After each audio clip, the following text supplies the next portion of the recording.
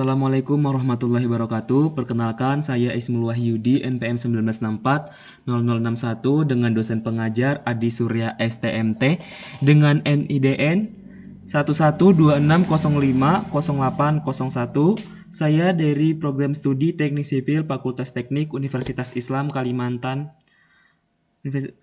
Muhammad Arsyad Al-Banjari, Banjarmasin. Tujuan saya membuat video ini untuk memenuhi syarat mata kuliah sejarah Islam. Pada video kali ini saya akan menjelaskan tentang sejarah Nabi Muhammad SAW. Nabi Muhammad adalah pembawa cahaya kebenaran untuk seluruh umat manusia, penyempurna ajaran-ajaran para nabi terdahulu, penutup para nabi, dan tidak ada nabi atau wahyu apapun yang diturunkan Allah setelah wafatnya baginda Muhammad SAW. Rasulullah SAW utusan termulia yang diturunkan oleh Allah sebagai pembawa rahmat bagi seluruh semesta alam. Dalam diri beliau tercakup semua kebaikan ciptaan Allah dalam mengembangkan risalah dakwah. Beliau dibantu oleh sahabatnya. Para sahabat Nabi merupakan generasi terbaik yang terlahir dari hasil didik madrasah langsung Rasulullah. Mereka selalu menjadikan tidak tanduk, tutur kata, dan segala perbuatan Nabi Muhammad sebagai contoh dan teladan hidup. Mereka telah menjadi generasi terbaik karena mengikuti cahaya Islam yang dibawa Rasulullah, dan sebagai generasi Islamnya maka sudah sejarahnya kita selalu mengingat semua hal tentang Nabi Muhammad SAW dan jadikan Nabi Muhammad sebagai suri teladan kita. Dalam sejarah peradaban Islam tidak dapat dipisahkan dari sejarah seorang tokoh agung yang dilahirkan dalam lingkungan masyarakat jahiliyah penghanis di Jazirah Arab. Dia adalah Muhammad bin Abdullah, Rasul terakhir dan penutup para nabi. Perjalanan kehidupannya adalah sebuah sejarah kepemimpinan yang sangat penting bagi umat manusia. Suri teladan yang ada pada diri Rasulullah SAW yang menjadi penutup umat Islam sebagaimana firman Allah. Sesungguhnya telah ada pada diri Rasulullah itu suri teladan yang baik bagimu, yaitu bagi orang yang mengharap rahmat Allah dan kedatangan hari kiamat dan banyak menyebut Allah. Di sini ada strategi dakwah Rasulullah SAW periode Mekah. Tujuan dakwah Rasulullah SAW pada periode Mekah adalah agar masyarakat Arab meninggalkan kejahiliannya di bidang agama, moral, dan hukum, sehingga menjadi umat yang meyakini kebenaran kerasulan Nabi Muhammad SAW dan ajaran Islam yang disampaikannya, kemudian mengamalkannya dalam kehidupan sehari-hari. Dakwah secara sembunyi-sembunyi selama 3-4 tahun. Pada masa dakwah sejarah sembunyi-sembunyi ini, Rasulullah SAW menyuruh untuk masuk Islam orang-orang yang berada di lingkungan rumah tangganya sendiri dan kerabat serta sahabat dekatnya. Mengenai orang-orang yang telah memenuhi seruan dakwah Rasulullah SAW tersebut adalah Khadijah binti Khuwailid, istri Rasulullah SAW, wafat tahun ke-10 dari kenabian. Ali bin Abu Talib, saudara sepupu Rasulullah SAW yang tinggal serumah dengannya. Zaid bin Harisah, anak angkat Rasulullah SAW. Abu Bakar Asy-Siddiq, sahabat dekat Rasulullah SAW, dan Ummu Aiman, pengasuh Rasulullah SAW pada waktu kecil. Dakwah secara terang-terang.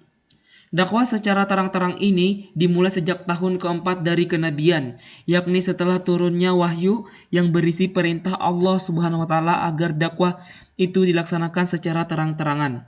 Wahyu tersebut berupa ayat Al-Quran surah 26 ayat 214 sampai 216. Tahap-tahap dakwah Rasulullah SAW secara terang-terang ini antara lain sebagai berikut. Mengandung kaum kerabat keturunan dari Bani Hashim untuk menghadiri jamuan makan dan mengajak agar masuk Islam. Walau banyak yang belum menerima agama Islam, ada 3 orang kerabat dari kalangan Bani Hashim yang sudah masuk Islam, tetapi merahasiakannya. Mereka adalah Ali bin Abu Thalib, Ja'far bin Abu Thalib, dan Zaid bin Harithah. Rasulullah SAW mengumpulkan para penduduk kota Mekah, terutama yang berada dan bertempat tinggal di sekitar Ka'bah untuk berkumpul di Bukit Syafa. Pada berdakwah secara terang-terang ini, ia juga telah menyatakan diri masuk Islam dari kalangan kaum kafir Quraisy, yaitu Hamzah bin Abdul Muttalib, paman Nabi Muhammad SAW, dan Umar bin Khattab. Hamzah bin Abdul Muttalib masuk Islam pada tahun ke-6 dari kenabian, sedangkan Umar bin Khattab 581 sampai 644 Masehi. Rasulullah SAW menyampaikan seruan dakwah kepada para penduduk di luar kota Mekah. Sejarah mencatat bahwa penduduk di luar kota Mekah yang masuk Islam antara lain Abu Dzar al-Ghafari, seorang tokoh dari kaum Ghifar, Taufail bin Am Abdul Dausi, seorang penyair terpandang dari kaum Daus. Dakwah Rasulullah SAW terhadap penduduk Yastrib atau Madinah, gelombang pertama tahun 620 Hijriah telah masuk Islam. Dari suku Aus dan Khazraj sebanyak 6 orang. Gelombang kedua tahun 621 Masehi sebanyak 13 orang. Dan pada golongan ketiga, tahun berikutnya lebih banyak lagi, diantaranya Abu Jabir Abdullah bin Am, pemimpin kaum Salamah. Pertemuan umat Islam Yastrib dengan Rasulullah SAW pada gelombang ketiga ini terjadi pada tahun ke-13 dari kenabian dan menghasilkan Bayatul Aqabah. Isi Bayatul Aqabah tersebut merupakan pernyataan umat Islam Yatsrib bahwa mereka akan melindungi dan membela Rasulullah SAW. Selain itu, mereka memohon kepada Rasulullah SAW dan para pengikutnya agar berhijrah ke Yatsrib. Reaksi kaum kafir Quraisy terhadap dakwah Rasulullah SAW. Frog Doutrandes Salabi dalam bukunya Sejarah Kebudayaan Islam telah menjelaskan sebab-sebab kaum Quraisy menantang dakwah Rasulullah SAW, yakni kaum kafir Quraisy, terutama para bangsawannya sangat keberatan dengan ajaran persamaan hak dan kedudukan antara semua orang. Mereka mempertahankan tradisi hidup berkasta-kasta dalam masyarakat. Mereka juga ingin mempertahankan perbudakan, sedangkan ajaran Rasulullah SAW Islam melarangnya. Kaum kafir Quraisy menolak dengan keras ajaran Islam yang ada hanya kehidupan sesudah mati, yakni hidup di alam kubur dan alam akhirat. Karena mereka merasa ngeri dengan siksa kubur dan azab neraka, kaum kafir Quraisy menolak ajaran Islam karena mereka merasa berat meninggalkan agama dan tradisi hidup bermasyarakat warisan leluhur mereka. Dan kafir Quraisy menantang keras dan berusaha menghentikan dakwah Rasulullah SAW karena Islam melarang menyembah berhala. Usaha-usaha kaum Quraisy untuk menolak dan menghentikan dakwah Rasulullah SAW bermacam-macam, antara lain para budak yang telah masuk Islam seperti Bilal, bin Fuhairah, Ummu Ubais an-Nahdiyah, dan anaknya Al-Muammil dan Az-Zainirah disiksa oleh para pemiliknya, kaum kafir Quraisy, di luar batas perkemanusiaan. Kaum kafir Quraisy mengusulkan para Nabi Muhammad SAW agar permusuhan di antara mereka dihentikan. Caranya, suatu saat kaum kafir Quraisy menganut Islam dan melaksanakan ajarannya, di saat lain umat Islam menganut agama kaum kafir Quraisy dan melakukan penyembahan terhadap berhala.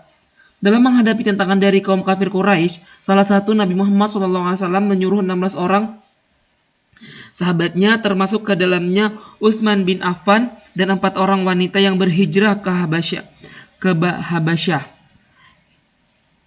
Karena Raja Negus di negeri itu memberikan jaminan keamanan.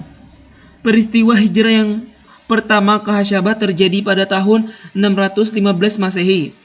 Suatu saat ke-16 orang tersebut kembali ke Mekah karena menduga keadaan di Mekah sudah normal dengan masuk Islamnya salah satu kafir Quraisy, yaitu Umar bin Khattab. Namun dugaan mereka meleset karena ternyata Abu Jahal lebih kejam lagi. Akhirnya Rasulullah SAW menyuruh sahabat kembali ke Habasyah yang kedua kalinya. Saat itu dipimpin oleh Ja'far bin Abu Thalib.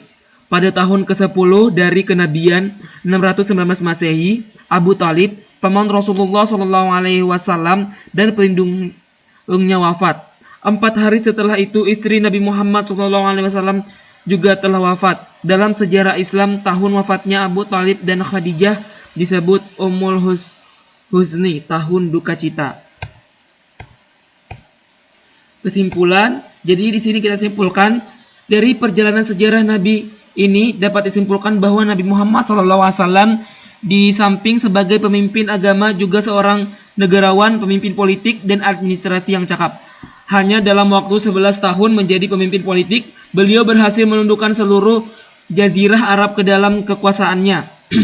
Kita dapat membagi masa dakwah Muhammad SAW menjadi 2 periode, yaitu satu berbeda secara total dengan yang lainnya, yaitu periode Mekah berjalan kira-kira 13 tahun, periode Madinah berjalan selama 10 tahun.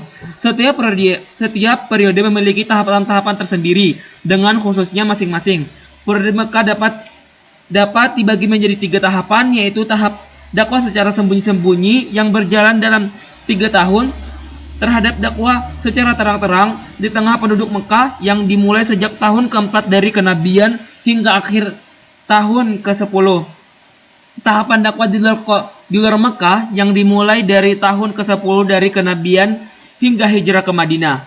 Itulah tadi pembahasan saya mengenai sejarah Nabi Muhammad SAW. Semoga bermanfaat. Sekian dari saya. Assalamualaikum warahmatullahi wabarakatuh.